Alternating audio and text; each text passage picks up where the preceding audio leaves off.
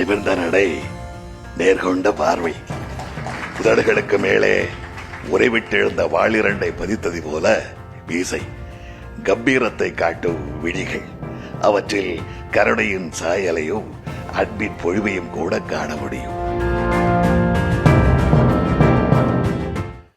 கலைஞருடைய சில படங்களில் நடித்திருக்கின்றேன். அவர் எழுதிய ஒரு சரித்திரத்தின் ஒரு பகுதியில் முக்கிய கதாபாத்திரமாக 13 எபிசோடு வருகின்ற ஒரு நீண்ட ஒரு நடிப்பு பயணம் கலைஞர் மூலமாக கிட்டுவது மிகவும் அரிதானது என்று நான் அதை ஒப்புக்கொண்டேன்.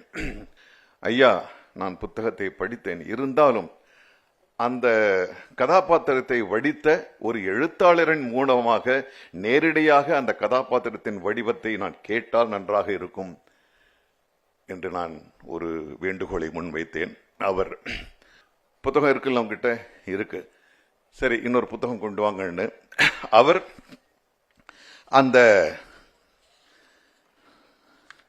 அந்த முதல் பக்கத்தை எனக்கு வாசிக்கின்றார். நிமிர்ந்த நடை, நேர்கொண்ட பார்வை, உதடுகளுக்கு மேலே உறைவிட்டெழுந்த வாளிரண்டை பதித்தது போல மீசை, கம்பீரத்தை காட்டும் விழிகள், அவற்றில் கருணையின் சாயலையும் அன்பின் பொழிவையும் கூட காண முடியும். நீண்டுயர்ந்து வளைந்த மகுடத் தலைப்பாகை, நெடிய காதுகளில் தங்க வளையல்கள், விரிந்த மார்பகத்தில் விலையுயர்ந்த பதக்க வடிச்சரங்கள், இரும்பு தூணணைய கால்களிலும் எஃகு குண்டணைய புஜங்களிலும் காப்புக்கள், கையிலே ஈட்டி, இத்தனை சிறப்புகளையும் சிலை வடிவிலே கத்தப்பட்டு என்னும் கிராமத்தில் இன்றைக்கும் காட்சி தருகிற தென்பாட்டி சிங்கம் வாளி, வாளுக்கு வேலி.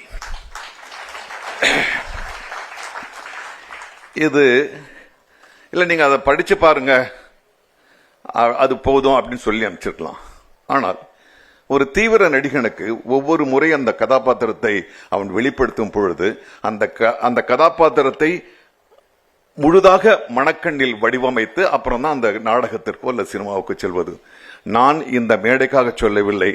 தென்பாண்டி சிங்கம் நடிக்கின்ற ஒவ்வொரு நாளும் கண்மூடி இந்த குரலைத்தான் நான் தியானித்தேன். தென்பாண்டி சிங்கத்தில் நான் சிறப்பாக நடித்திருந்தேன் என்றால் அதற்கு அடிப்படை காரணம் எழுதியவரே.